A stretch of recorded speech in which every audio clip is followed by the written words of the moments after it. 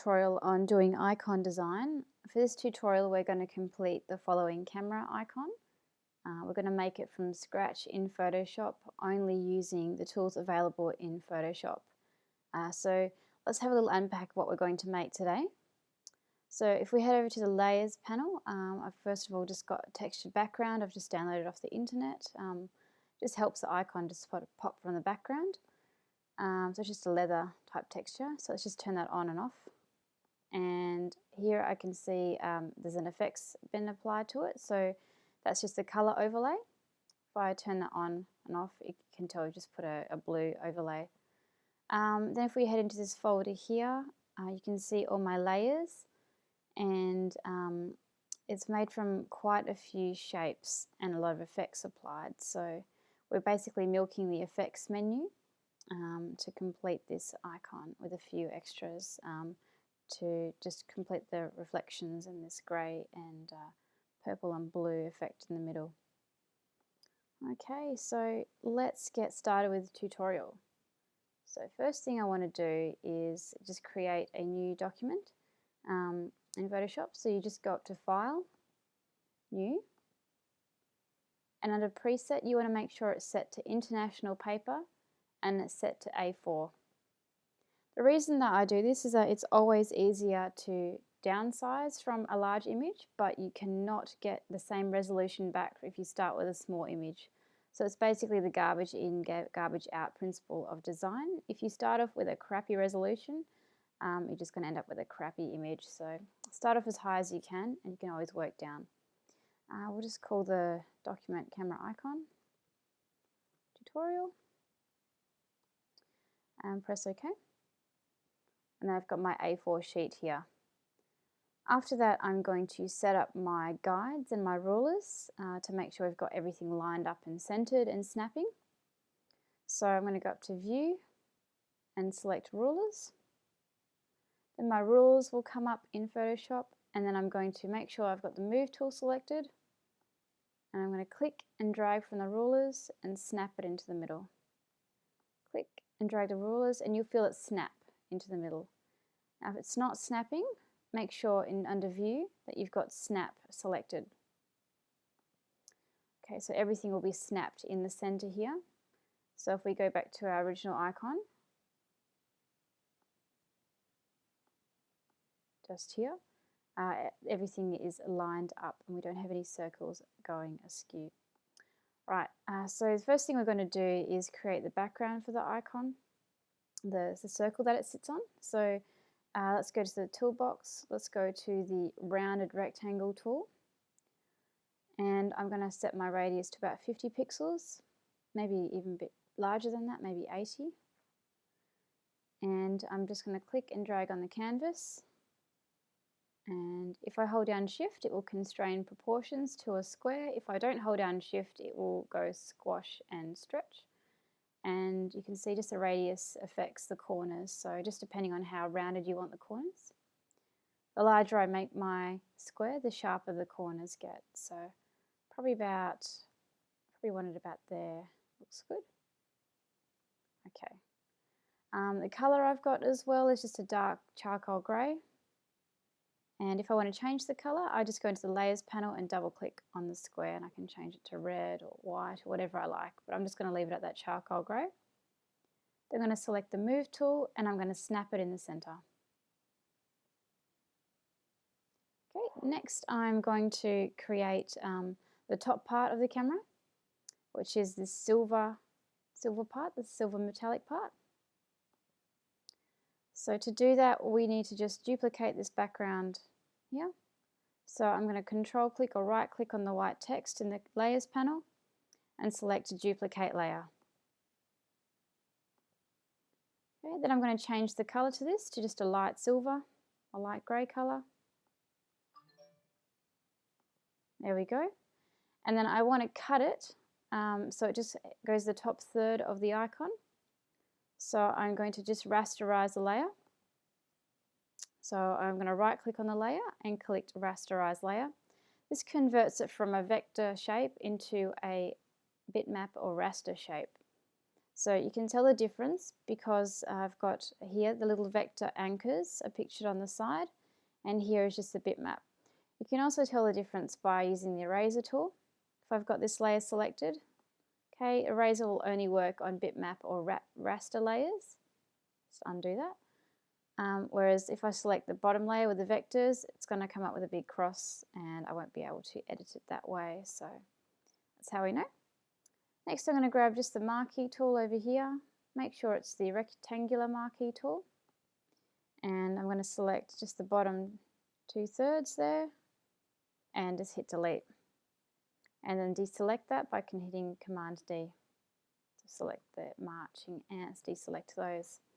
So now I've got the base of my camera. Now I'm going to add all the ellipses inside to make the lens of the camera. So again, I'm going to go to my shape layer, except I'm going to choose the ellipse tool this time. And I'm going to change the color to a very light gray.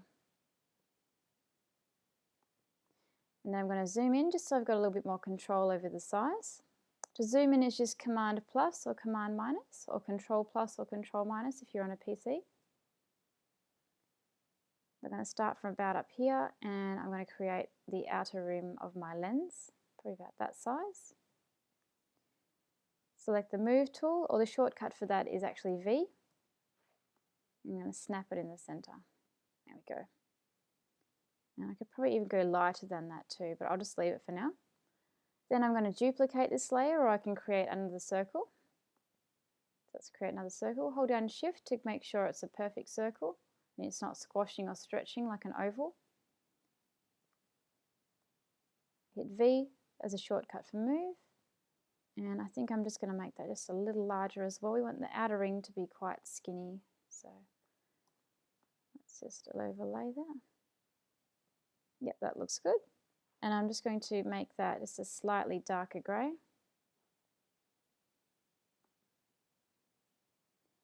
Then I'm going to create another ellipse.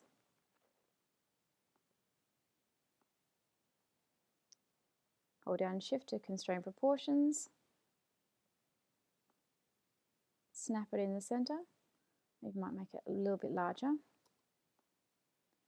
And the way I'm making it larger is just by hitting Command T, or I can select up the top here, after confirming there. I can show transform tools and a bounding box will come around the shape. Then I'm going to make that darker, quite dark actually. And then I'm going to make another 2 circles.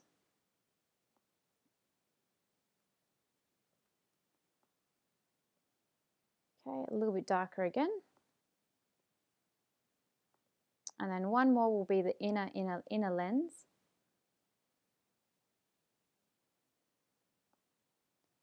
Okay, and we'll make that one black.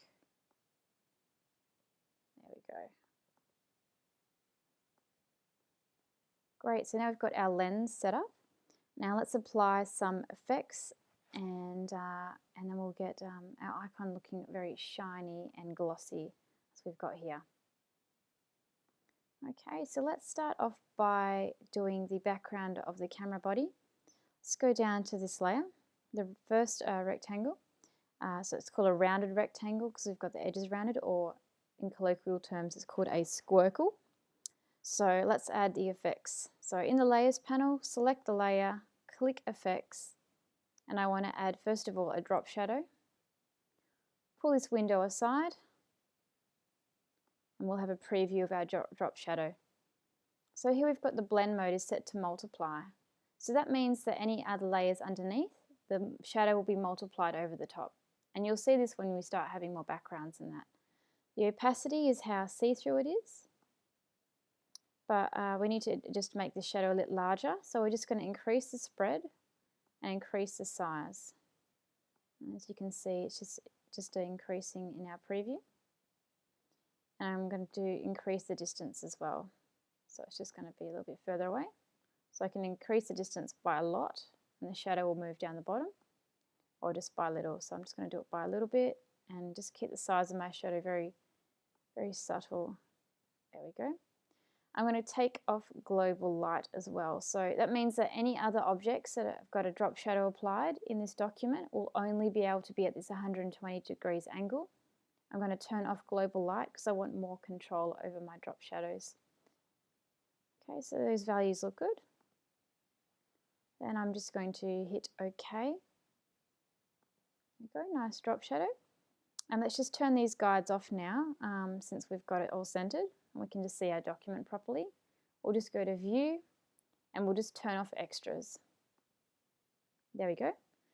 And then once we've got the effect applied, you can see in the Layers panel it just says Effects, and then you can turn them on and off here as well by just hitting the eye.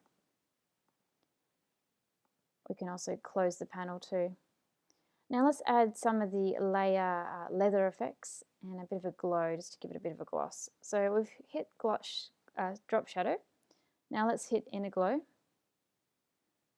Okay, this one is set to blend mode screen, so it's kind of like a bit of light sort of been reflected onto the layers underneath. We'll keep it at screen.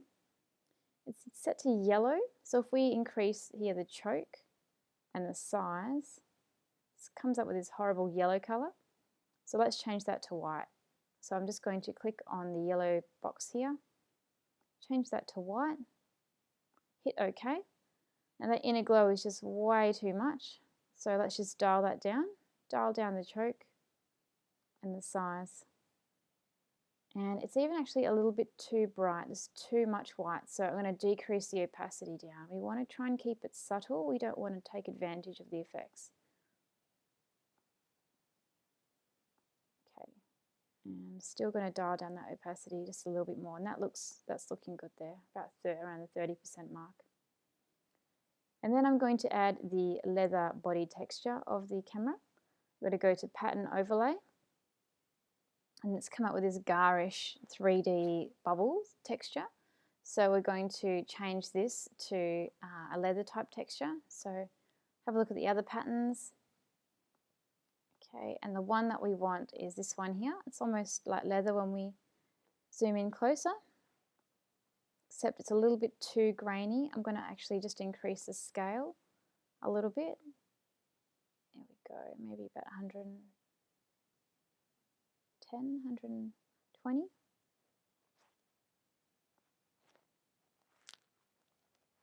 That looks good.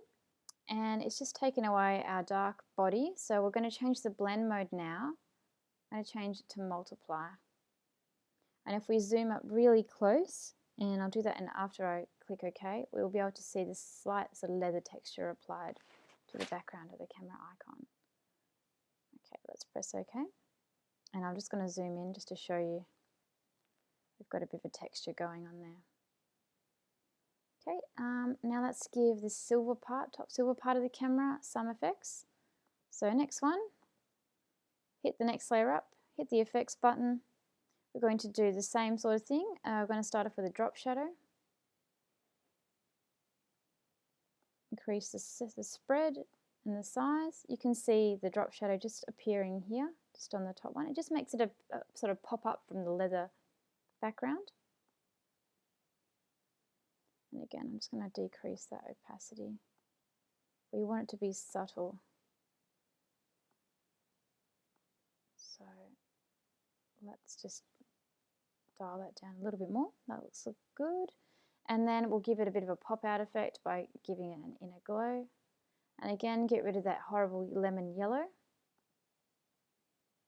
And increase the size, increase the choke, decrease the opacity. Okay.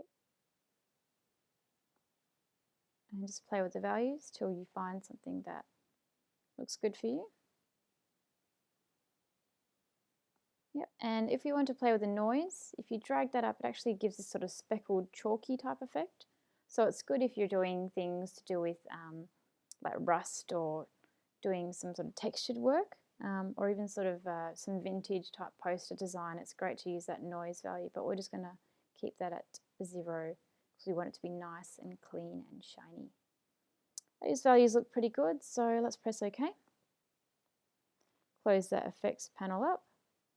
And now I've got the basis for our icon. Let's flip back to our other one and let's have a look at how we're going to colour in some of these rings and give it a metallic look. So let's start off with the first ring, and I'm going to go to the effects panel and I'm going to start off with a stroke. And the stroke has just added this little line around the outside. I'm going to make it just a mid-grey. I don't want it to stand out too much because I don't want to make it look too cartoony, but I do want to give it a little bit of an edge. So hit OK. And then I want it just to appear a little bit back from the background, just to give it a bit more of a third dimension. I'm going to click on Drop Shadow. And this time, again, I want to take off Global Light. And I'm going to increase the size of that shadow. And that is looking very nice. Let's dial back the opacity again. Keep it simple. Very nice. Hit OK. Close up the effects panel and onto the next ring, which is this one here. Now on this one we're going to give it a lovely metallic sheen, so we'll go to the effects panel and we're going to add a gradient overlay this time. And already we can see with the gradient overlay it's starting to give more and more and building on those effects to give it more of a 3D appearance. So let's go to gradient overlay. On the gradient overlay, I want to create a new gradient. So these little boxes determine what color it goes to, and this little diamond in the middle will tell me like what value it will go over to, how it will blend into the next color. So I'm going to pull the white in the middle. I'm going to create a new box by just hitting, see my cursor changes to a hand. And I'm going to change the color just to maybe a mid light grey. Same with this one here.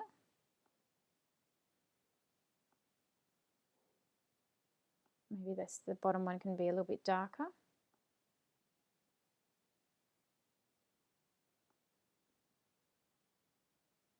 That's looking good. And then just hit OK. Now we can already see there that we're starting to get that metallic feel. Then I might just give it a little bit of a stroke maybe on the inside. Oh no, I won't. I'll just leave it as that. Okay. Next one, let's go to the next ellipse. I'm going to add a gradient overlay this time, but I'm going to change the blend mode to multiply. And that way it is multiplied onto the layer underneath.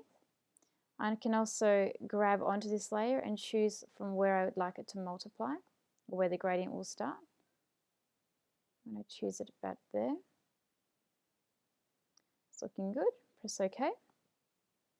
Next layer, let's close that up, hit the effects panel. Same thing I want to do is a gradient overlay. Hit multiply. Looking good. Hit OK. And then my next one is going to be the innermost part of the lens. I'm going to add a gradient overlay. This time we're going to look at our values and we're going to change the style to a radial style. And then we're going to go into the gradient panel here and change it. I'm going to swap these around. I want black to be on the right, and in the middle I'm going to choose a lovely purple colour. Let's choose that colour there. Hit OK. Hit OK again. Looking good. Then I'm going to look back at my other layer here. Let's just have a zoom in and have a look what's happening. I'm going to we'll add a little stroke on the outside and in the middle here with the other ones in a bit. But let's blend this blue and the purple together. Okay, so now I'm going to duplicate this layer here. So I'm going to control click or right click on the white text and I'm going to duplicate layer. Okay, now we've got two purple layers. Then I'm going to open up the effects panel, double click the gradient overlay and change the gradient colour of the purple to a lovely blue colour. Let's just drag that down a bit. Okay, that's looking good. Press OK, hit OK there, hit OK. All right, now what we're going to do is blend them together. So I'm going to hit Control click or right click on the white text, and I'm going to rasterize this layer. Then I'm going to do the same. Right click or Control click, and I'm going to rasterize the layer style. So this means that the layer style is now embedded into the layer. It is a layer panel now that's completely editable. So we're going to use the eraser tool just to sort of erase a little bit of this and just bring in some of that purple. So let's go to the eraser tool. Make sure that you've got the right one selected. So click and hold, make sure it's that one. In our brushes panel at the top, we want to make sure that basic brushes are selected. So hit the little cog at the top here. You want to have basic brushes. It'll ask you blah, blah, blah. Do you want to append or replace? Say OK. And then in our brushes panel, we've got hard brushes at the top, so brushes loaded with a lot of paint, give a nice thick edge, and soft brushes down the bottom, so brushes that don't have a lot of paint or have a feathered edge.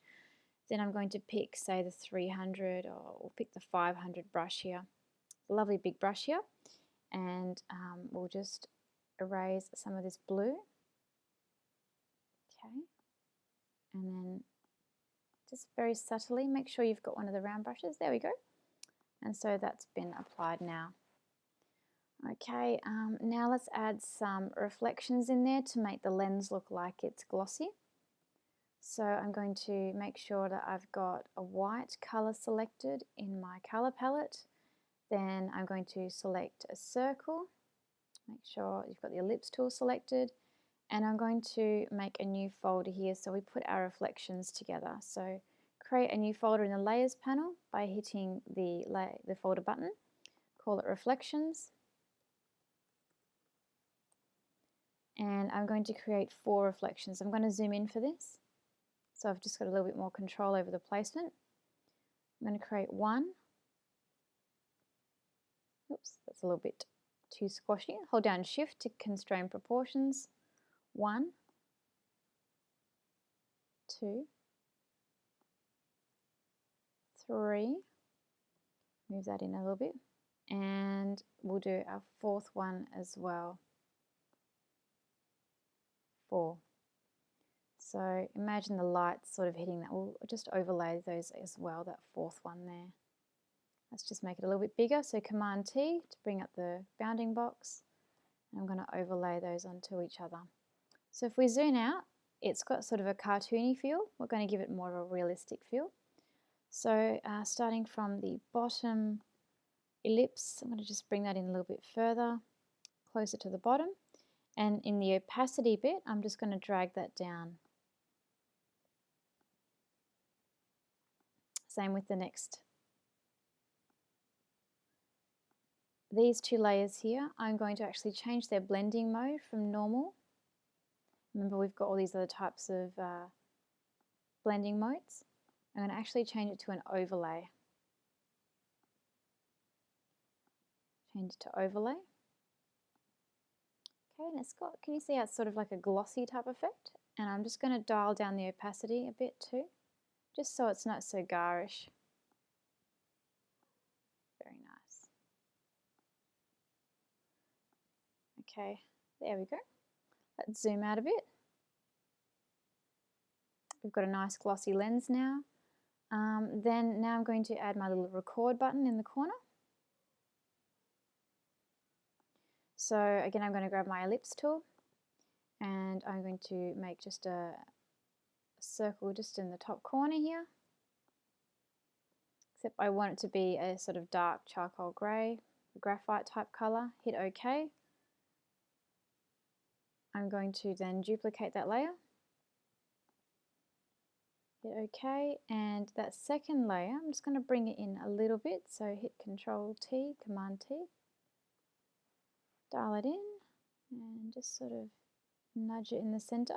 Just use the arrow keys as well if you need to adjust it a little bit more precisely. So I'm just hitting the arrow keys. And I'm going to add in the effects panel a gradient overlay. This time again I'm going to use the radial, and I'm going to swap this over. So we're going to make the white the gloss and the black the shadow, and I'm going to click in the middle here to add a red colour. I'm just going to make that a little bit darker as well, just to get a little bit more depth. Hit OK, hit OK on there, and while we're still in that panel, I'm just going to drag that up a tiny little bit, and it just gives it a little bit more depth. Hit OK. And then last thing is I want to add just a drop shadow just to make it pop out a little bit more. So add a nice drop shadow. I want distance to be right in the middle. And size, just increase that a bit more, spread a bit more.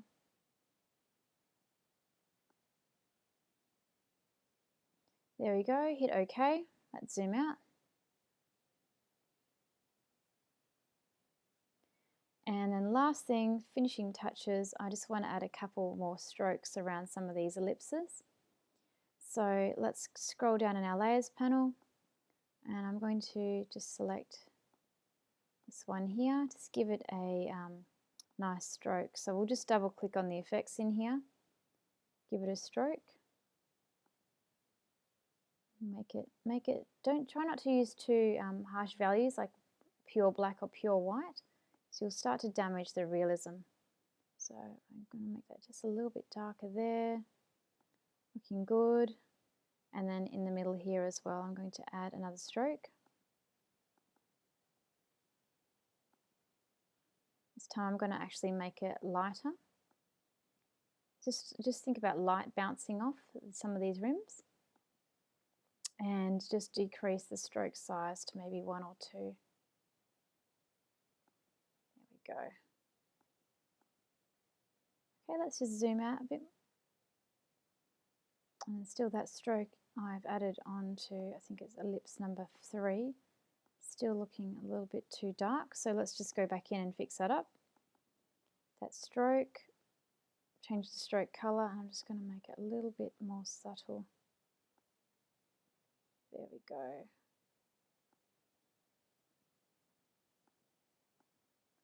Close that up. Yeah, and then we can just see it's just a very subtle stroke on the bottom.